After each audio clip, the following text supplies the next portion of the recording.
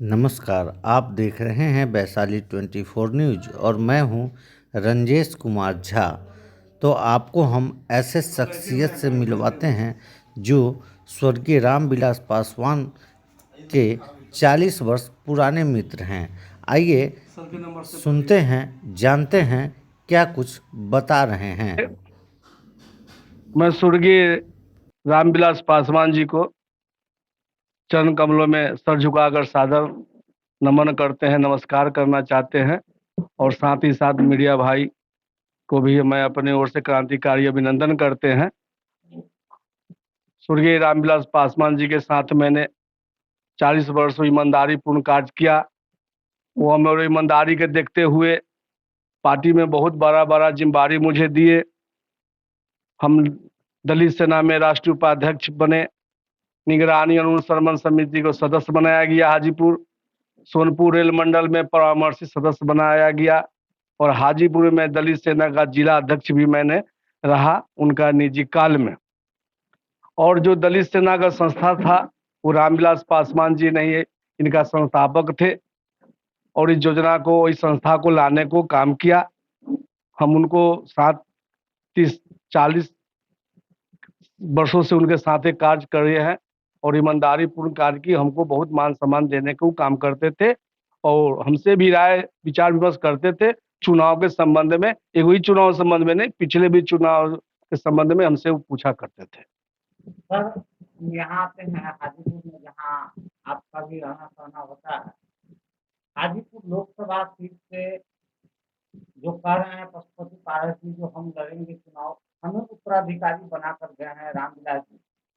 तो क्या वास्तविक में उत्तराधिकारी कौन है रामविलास जी के? क्योंकि आप 40 साल पुराने हैं तो आप ज्यादा जानते हैं। जो रामविलास जी के उत्तराधिकारी कौन, किनको होना चाहिए?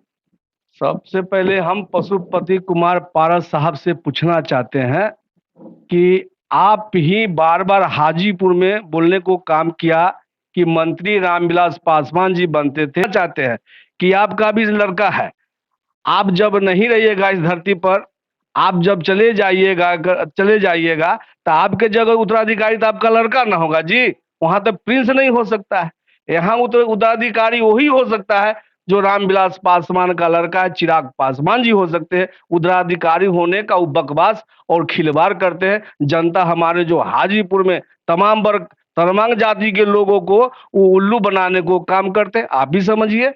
हम उनसे पूछना चाहते हैं उत्तराधिकारी आप कैसे हो सकते हैं? आप तो बार बार करते हैं कि पर्दे के पीछे से मैंने काम किया और चिराग पासवान उनका औलाद है तो औलाद अधिकार होनी चाहिए। तो पशुपति जी के पास तो कैसे हो सकता है? इधर चिराग पासवान उत्तराधिकारी हो सकते हैं और चुनाव भी लड़ने का अगर बात हो तो चिराग पासवान जी यहाँ से चुनाव लड़ सकते हैं। अगर पशुपति कुमार जी पाल जी आप चुनाव जब यहाँ लड़ने आइएगा और आपने यहाँ 5 वर्ष ने आपने संसद रहा, आपने मंत्री रहा, आपने एक भी विकास की बात बताइए। हर वर्ग हर समुदाय के संबंध में आपसे पूछना चाहते हैं, हर जाति के वर्ग के लोगों से पूछना चाहते हैं कि आपने जो विकास का ढिंढोरा पीट रहा है वो तो स्वर्गीय हमारे रामविलास पासवान मेरा गुरु का दिया हुआ है। आप इसमें क्या किया? आप अभी तक कोई कार्य आपने नहीं किया तो जो हमारे समाज का लोग सराहना करे आपका। आप गलत बोलना छोड़ दीजिए। यहाँ का उत्तराधिकारी जो वही होगा जो चिराग पासवान है और रामविलास पासवान का संतान है। और एक बात और हम कहना चाहते हैं, अगर हमारे बीच में आज 3 भाई है, वो पशुपति कुमार पारस जी थे, छोटे भाई रामचंद्र पासवान जी थे और बड़े भाई रामविलास पासवान जी थे।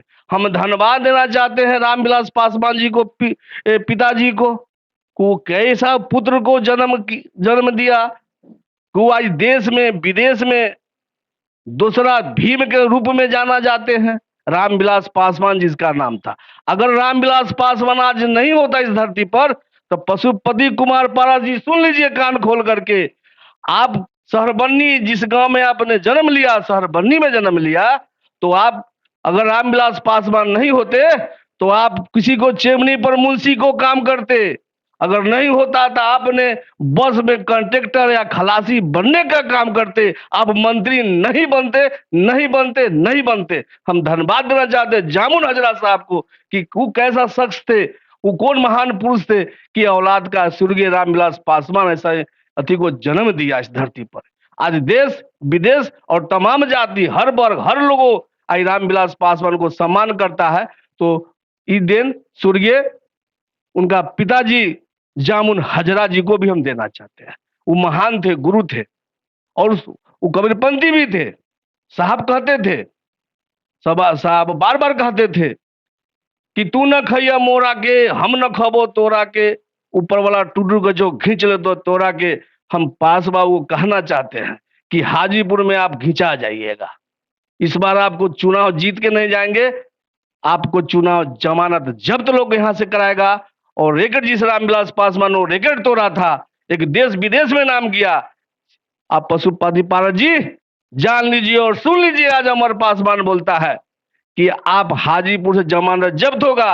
अगर चिराग पासवान चुनाव हाजीपुर से नहीं लड़ेंगे किसी कारणवश, तो आपका विरोध में अमर पासवान नॉमिनेशन करेगा और चुनाव लड़ेंगे और आपको हराएंगे और जीतेंगे तो अमर पासवान जीतेगा। आप हार गए तो मेरा जीत हो गई। आपने रामविलास पासवान को पति पारस को जाना और उन्हीं के नाम से आप चुनाव जीत के चले गए और आपने दिल्ली में जाकर मंत्री बन गए। मंत्री के बनने के बाद में आप ही बताइए, आकर के हाजीपुर में बताइए कि आपने कहते हैं कि हम रामविलास पासवान को सपनों के संस्कार करेंगे। रामविलास पासवान जी कहा करते थे कि हाजीपुर मेरी माँ है, तो शुरू से वो कहे कि हाजीपुर मेरी माँ है। तो यहाँ का हर वर्ग, हर जाति के लोगों ने उनको अपना भाई, परिवार के मेंबर समझ करके, भतीजा समझ करके चुनाव जिताने को काम किया। कोई शिकवा गिलवा नहीं है। रामविलास पासवान जी जब चुनाव यहाँ से हारे थे तो रामविलास पासवान जी क्या बोले थे कि हमको एक तबरा को मार दीजिए, हम आपका लड़का है, वो माफ कर दे, इतना बड़ा सजा नहीं दीजिए। जब स्वर्गीय रामविलास पासवान इस बात को बोल सकते हैं तो पशुपति जी पारस जी आप क्या है, आपने क्या किया? कुछ नहीं किया। 0 पर पॉइंट आउट है। आप कहीं लायक नहीं है। वो कहावत था ना, हम लोगों को आप भी कहते थे कि धोबी के कुत्ता घर के ने घाट के। आप जहां तहां रहिए और यहाँ से आप आशीर्वाद दे दीजिए। अगर आप ईमानदारी है उस घर में, आप ही लोग ने घर को दिया भुताया। रामविलास पासवान ने कहा करते थे कि मैं उस घर में दिया जलाने चला हूं जिस घर में सदियों से अंधेरा है। कोई हाजीपुर के आदमी जाकर घर में आपको झगड़ा लगा दिए? स्वर्गीय रामविलास पासवान जो कहे कि मैं उस घर में दिया जलाने चला हूं जिस घर में सदियों से अंधेरा, शुरू से उनका ही नारा था। और हर मंच पर ये बात को बोलने का उन्हें काम किया। हमारे गुरु थे और अब मैं वो चले गए तो मैं तो अभी बेसहारा हूँ। मैं आपने आपका बीच मैंने बात को रखा। अब हम यही बात को जानना चाहते हैं पशुपति कुमार पारस जी से, उनका परिवार के तमाम सदस्य से। मैं राजनीति से हट के बोलना चाहते हैं। हम उनके परिवार के तमाम सदस्य से पूछना चाहते हैं, आखिर घर में आपका क्या कार्य हुआ, क्या नहीं हुआ, हम लोग देखा नहीं है। बाकी दिया भुताने के जो बात जो आज भूत गया और भुताने की जो बात होती है वो आपका परिवार से चला हुआ है, उनका परिवार से चला हुआ है।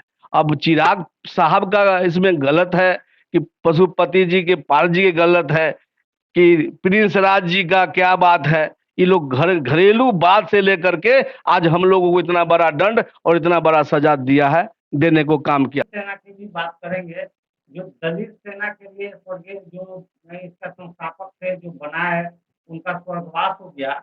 आज जो दलित सेना के लिए सरकार भी कहती है, यहाँ के सांसद भी हैं हाजीपुर से, केंद्रीय मंत्री भी हैं, लेकिन हम हाजीपुर मतलब वैशाली जिले में भी घूम करके देखे हैं, जो अभी भी 90% ऐसे दलित हैं जिनको रहने के लिए अपना घर नहीं है। उसके लिए दलित सेना या पशुपति जी क्या कुछ किए हैं क्या? नहीं, इसमें दलित सेना जो संगठन है, रामविलास पासवान जी इसका संस्थापक थे और दलित सेना का जिस समय उस संस्थापक बने, दलित सेना का अध्यक्ष बनाए, तो हम लोग सर्वे करते थे। हर बिहार में जिला अध्यक्ष को पावर मिलता था, दलित सेना का जिला अध्यक्ष को, कि आप जाए हर प्रखंड, हर ग्राम स्तर से रिपोर्ट दीजिए। उसी रिपोर्ट के माध्यम से स्वर्गीय रामविलास पासवान काज करने को काम करते थे। जब से ही मंत्री बने पशुपति कुमार पारस जी, हमको तो अभी तक मालूम नहीं है कि दलित सेना का कब बैठक की है और क्या काज करते हैं। इसको जानकारी मुझे अभी तक नहीं है, जिसमें हम दलित सेना का राष्ट्रीय उपाध्यक्ष भी है। बाकी अभी तक मुझे जानकारी नहीं है कि कब वो मीटिंग कर रहे हैं।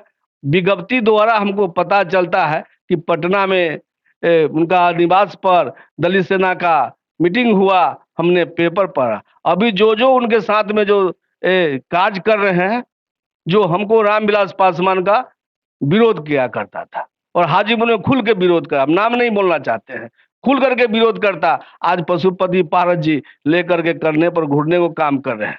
आज जनता देख रही है। पशुपति जी, आज मैं आखिरी बार इस बात को कहना चाहते हैं कि उत्तराधिकारी जब भी होगा यहाँ से तो चिराग पासवान जी होंगे, और चिराग पासवान जी यहाँ से चुनाव लड़ेंगे तो रामविलास पासवान को रेकर्ड कर तोड़ेंगे। हम बार बार एक बार पुनः फिर दोहराना चाहते हैं कि अगर रामविलास पासवान नहीं होता, जामुन हजरा जी भी नहीं होते जो उनका पिताजी था, तो अब शहरबन्नी में कोई किसी और का चिमनी में आप मुंशी बनते, और नहीं तो बस के कंट्रेक्टिंग करते, हाजीपुर हाजीपुर, पटना पटना पटना, आप यही करते और अपना परिवार चलाते, अपना पेट का भरण पोषण करते, मंत्री नहीं बनते। यही धरती है हाजीपुर कि रामविलास पासवान को देश विदेश में नाम भेजाने को काम किया, वही यही धरती है। इसी धरती से आपने मंत्री बनने को काम किया। आपने हिसाब दीजिए, आप हिसाब दीजिए जनता को, दीजिए आप का वो गाना भी था कि हंसता हुआ नूरानी चेहरा, काली जुल्फी रंग सुनहरा, मेरी जवानी तोबा रे तोबा दिलरुबा।